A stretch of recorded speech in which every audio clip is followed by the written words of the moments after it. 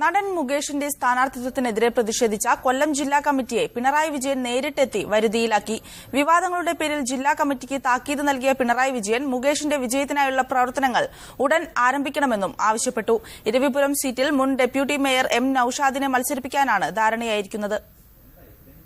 Party സംസ്ഥാന secretary Kodiyeri ബാലകൃഷ്ണനും കൊല്ലം ജില്ലയുടെ സംഘടനാ ചുമതലയുള്ള എം വി ഗോവിന്ദനും പരിഹരിക്കാനാവാത്ത പ്രശ്നമാണ് ഇന്നലെ PB അംഗം പിണറായി വിജയൻ നേരിട്ടെത്തി പരിഹരിച്ചത്.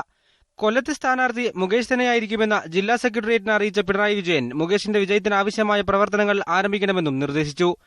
ഇരവിപുരം സീറ്റിൽ മുൻ ഡെപ്യൂട്ടി മേയർ എം നൌഷാദിനെ മത്സരിപ്പിക്കാനാണ് സംസ്ഥാന നേതൃത്വത്തിന് താൽപര്യമെന്നും പിണറായി അറിയിച്ചു.